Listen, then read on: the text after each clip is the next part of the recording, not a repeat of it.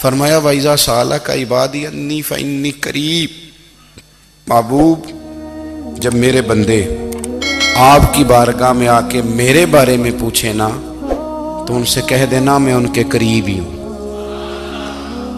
قریب ہی ہوں۔ دلیل کیا ہے؟ یہ جب بھی مجھ سے دعا مانگیں گے میں ان کی دعاؤں کو قبول فرماؤں گا، میں ان کے قریب ہوں، میں ان کے قریب ہوں۔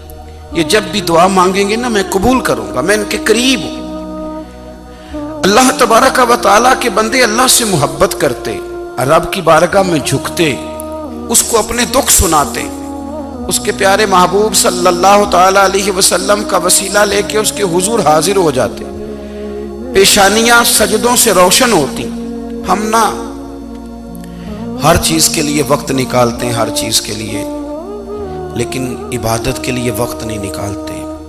ہر شے آباد ہے، ہر شے، ہماری فیس بک بھی آباد ہے، واٹس ایپ بھی آباد ہے، ہمارے ٹویٹر بھی آباد ہیں، ہماری ہر چیز آباد ہے۔ سب سے کم آباد ہمارا مصلی رہ گیا ہے، سب سے کم۔ وہ لوگ اب ڈھونڈنے سے ملتے ہیں جن کی بغل میں مصلی ہوتا تھا۔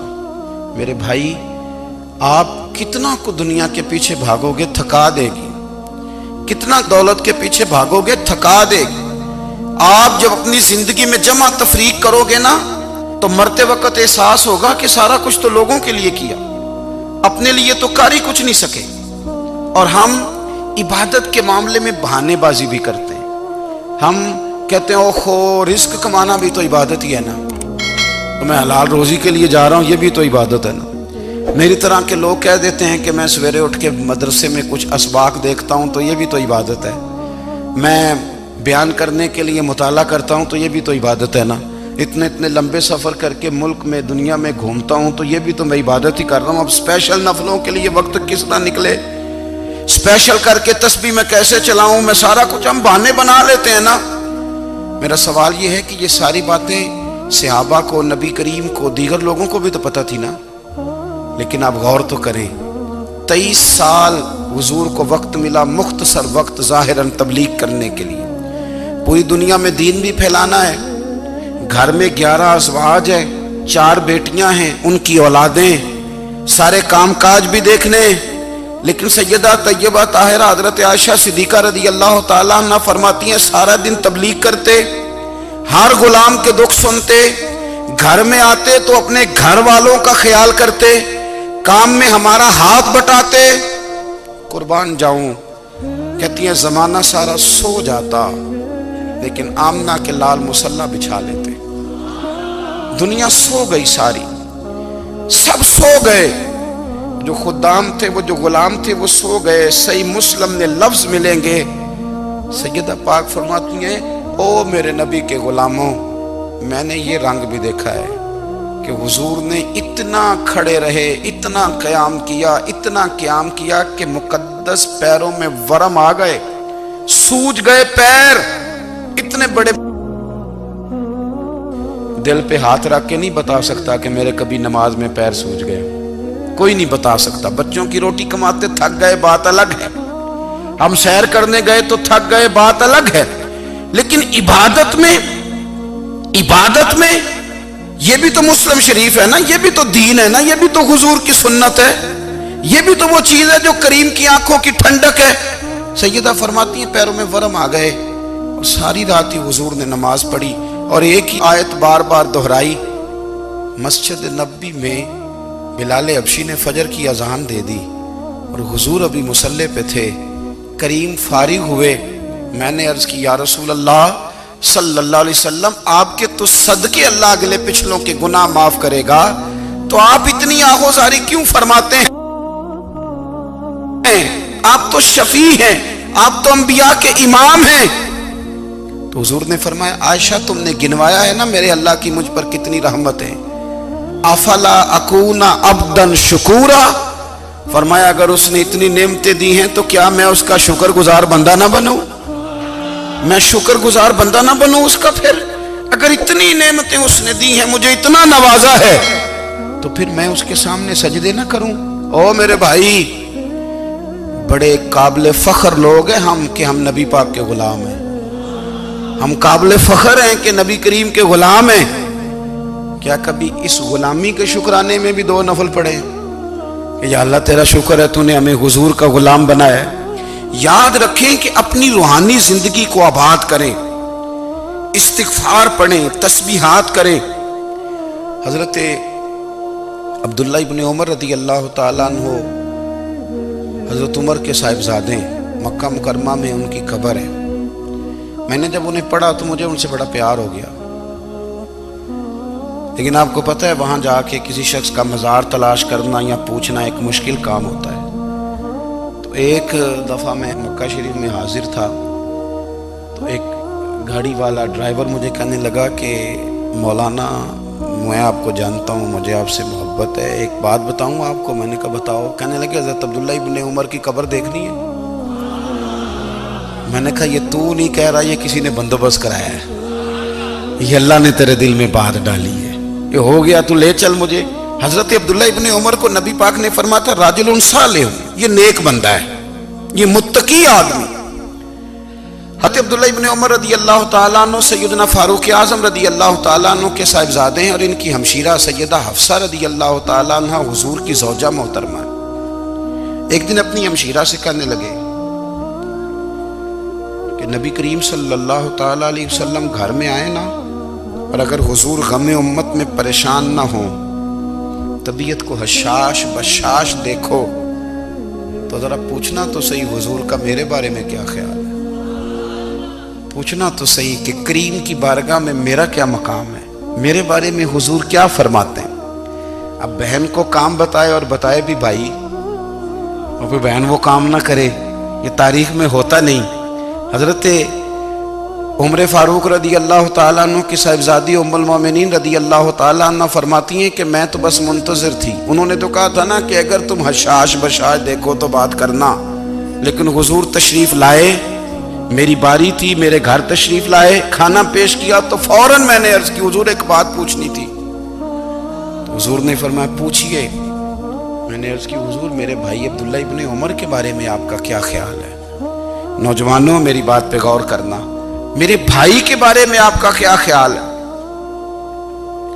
تو نبی کریم صلی اللہ تعالیٰ علیہ وآلہ وسلم نے میری طرف دیکھا اور پھر حضور زیر لب تھوڑا مسکرائے، اور بریلی کے امام کہتے ہیں کہ حضور مسکرا دیتے تھے نا تو جو بڑا دکھی ہوتا تھا وہ بھی ہنس پڑتا تھا۔ اب سوال پیدا ہوتا تھا کہ پھر تو اس مسکراہٹ کے لیے انتظار کرنا پڑتا ہوگا کئی مہینے کہ حضور مسکرائیں تو رونے والے ہنسیں، تو اعلیٰ حضرت فرماتے نہیں، انتظار نہیں کرنا پڑتا، یہ مسکراتے رہنا تو حضور کی عادت ہے۔ جس کی تسکین سے روتے ہوئے ہنس پڑے اس تبسم کی عادت پہ لاکھوں سلام۔ یعنی یہ تو عادت ہے حضور کی مسکراتے رہنا، اس کے لیے انتظار نہیں کرنا پڑتا۔ بھائیو آپ خیال رکھیں گے، غور کریں گے، حضرت عبداللہ ابن عمر رضی اللہ تعالیٰ عنہ کے بارے میں پوچھا تو سیدہ فرماتی ہیں کہ نبی کریم صلی اللہ تعالیٰ علیہ وسلم نے زیر لب مسکرائے اور فرمایا حفصہ تیرا بھائی ہے تو اچھا، لیکن میں نے سنا ہے کہ عشاء کی نماز پڑھتا ہے تو فجر تک سویا ہی رہتا ہے۔ او نوجوانوں، 10 بجے تک سونے کی بات نہیں ہوئی، 9 بجے تک سونے کی بات نہیں ہوئی، 11 بجے اٹھنے کی بات نہیں۔ حضور فرمانے لگے میں نے سنا ہے کہ عشاء کی نماز پڑھ کے سو جاتا ہے اور فجر تک سویا ہی رہتا ہے، اسے چاہیے کہ تہجد کے وقت اٹھا کرے، اللہ کی بارگاہ میں حاضر ہوا کرے، آہوزاری کرے، سجدے کرے، عبادت کرے، اٹھتا ہے اور فجر میں جا کے اٹھتا ہے۔ حضرت جناب حفصہ رضی اللہ تعالیٰ عنہ کہتی ہے میں نے جناب عبداللہ ابن عمر کو پیغام دیا اور میں نے کہا میرے جوان بھائی سن۔ نبی پاک نے فرمایا ہے تو اچھا پر تہجد میں نہیں اٹھتا، نفل نہیں پڑھتا۔ او میری ملت کے جوانوں، مزہ نہیں آ جاتا جب ساری دنیا سوئی ہو، ساری دنیا، اور بستر بھی گرم ہو اور نیند بھی پورا غلبہ کر رہی ہو، اور اچانک گھنٹی بجے دماغ میں، آنکھ کھلے، گھڑی پہ نظر پڑے، 3:30 4 بجے کا پیغام گھڑی بتائے، اور کوئی چڑھتی جوانی والا اٹھ کے وضو کرے، اور جب وہ مصلی کھول کے بچھائے تو مدینے والے محبوب کہتے ہیں کہ ہر نماز پہ رب ثواب دیتا ہے، اور جو اٹھ کے تہجد کی نماز پڑھے اسے دیکھ کے تو رب مسکراتا ہے، جو اس کی شان کے لائق ہے، جو اس کی شان کے لائق، وہ مسکراتا ہے، خوش ہوتا ہے کہ میرا بندہ تہجد میں اٹھ گیا، وہ مسکراتا ہے۔ کاش ہماری صبحیں کبھی اپنے مالک کے نام ہو جائیں، کاش کے صبحیں۔ حضرت ابو الحسن رحمۃ اللہ تعالیٰ علیہ حضرت معاذ ابن جبل رضی اللہ تعالیٰ عنہ کے پاس بیٹھا کرتے تھے، فرماتے ہیں ان سے جو پیار بڑھا تو پھر میرا مصلی سے بھی بڑھ گیا۔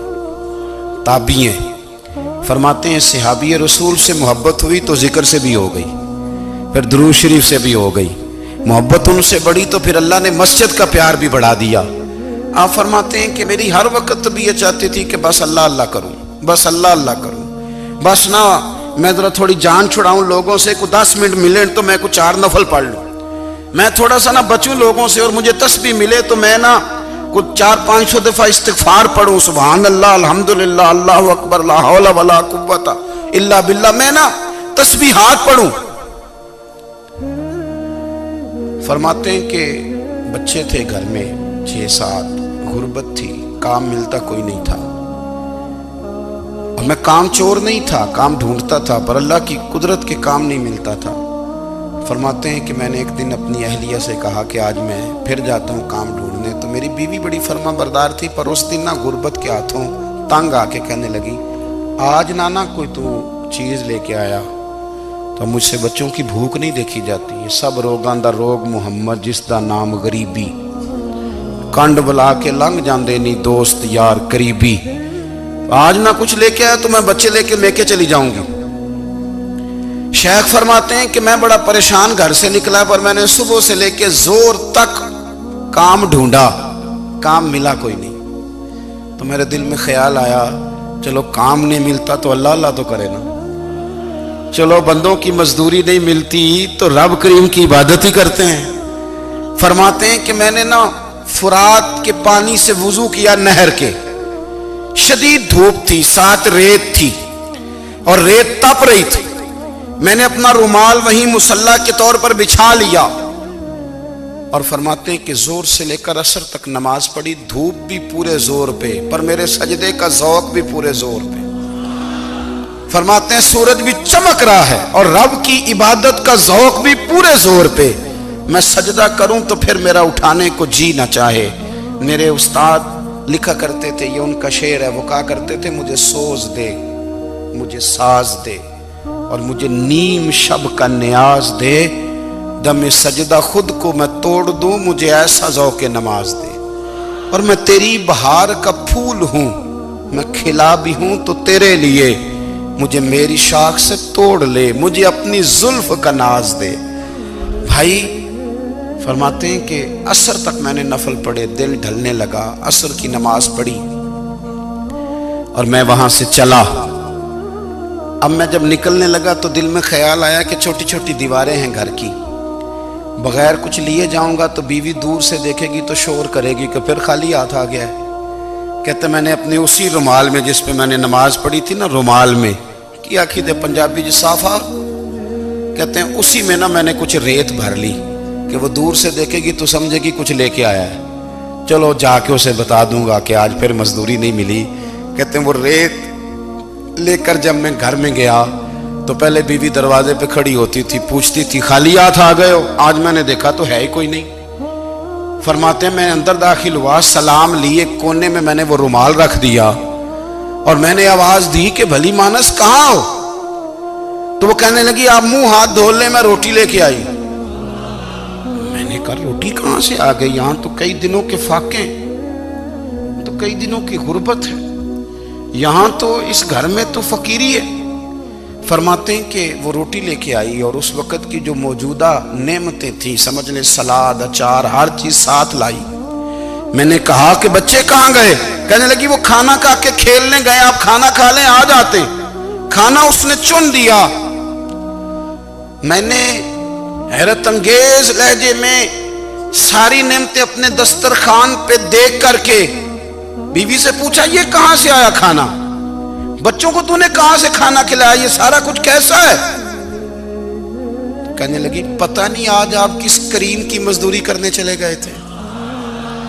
پتہ نہیں کس کریم کی میرے گھر میں تو اتنی نعمتیں آئی ہیں کہ مجھ سے سنبھالی نہیں جا رہی، اتنا اناج ہے، اتنا گندم ہے، کس کریم کے دروازے آج چلے گئے تھے؟ یہ کہتے کہتے وہ اٹھی اور اٹھ کر کے کہنے لگی پہلے ہی بڑا کچھ آیا تھا، اب کیا لے آئے ہو؟ اور جا کر کے نا اس نے وہ ریت والا رومال کھولا، کہنے لگے میں تو لے کے آیا تھا ریت، تو میرے رب نے اسے بھی سونے اور ہیرے بنا دیا تھا۔ جب آپ کی توجہ اللہ کی جانب، میرے نبی پاک صلی اللہ تعالی علیہ وسلم نے فرمایا ہر چیز اپنے رب سے مانگ، ہر چیز مانگ، ہر چیز مانگ۔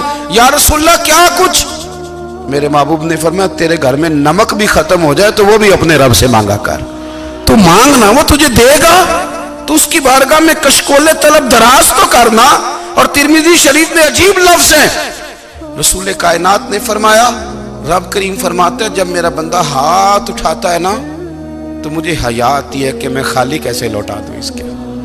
اتنے بڑے بادشاہ کی بارگاہ میں دعا کی بڑی طاقت ہے۔ میرے نبی پاک نے فرمایا دعا مومن کا ہتھیار ہے، دعا مومن کا، دعا مومن کا۔ حضور نے فرمایا تقدیر کو سوائے دعا کے کوئی چیز نہیں بدل سکتی۔ دعا مومن کا ہتھیار ہے، یہ کافر کے پاس کوئی نہیں، یہ ہتھیار ہے مومن کا۔ اللہ کرے آپ کو سمجھ آئے، پھر سنیں، کئی بار کہہ چکا ہوں یہ ہتھیار ہے۔ کافر کے مقابلے میں جو تیرے پاس سب سے بڑا ہتھیار ہے وہ دعا ہے۔ دعائیں کرانی چھوڑ دی، کرنی چھوڑ دی، لینی چھوڑ دی۔ حضرت سیدنا انس بن مالک رضی اللہ تعالیٰ عنہ فرمایا کرتے تھے میں نے وہ رنگ دیکھا ہے جب حضور دعا مانگتے تھے اور حضور کی مقدس آنکھوں میں آنسو بھی ساتھ ہی بہا کرتے تھے، میں نے وہ انداز دیکھا ہے۔ بھائی اپنا مصلی کا، عبادت کا، وظائف کا، اللہ اللہ کا سلسلہ اس کو مضبوط کریں، اپنی دعاؤں کے تعلق کو مضبوط کریں۔ دعائیں بڑے انقلاب برپا کر دیتی ہیں۔ ہم تھوڑے تھوڑے نا جب سے خشک ہوئے ہیں نا، خشک، اور میری تو جماعت ہی صوفیاء کی جماعت تھی، ہم تو داتا علی اجمیری کی جماعت سے، ہم تو خواجہ اجمیری کی جماعت سے، ہم تو شیخ احمد فاروق سرہندی کی جماعت سے، ہم تو صوفیاء کی جماعت۔ ہماری جماعت نے بھی وہ تعلق جو ہمارے بزرگوں نے بنایا تھا۔ بزرگ اللہ کے قریب کیسے جاتا ہے؟ تو ہمارے یہاں نا بہت سارے لوگ کہتے ہیں جی نظر ہو گئی تو کام ہو گیا۔ بھائی جو بخاری مسلم میں طریقہ ہے نا اللہ کا قرب پانے کا وہ تو نفل ہے۔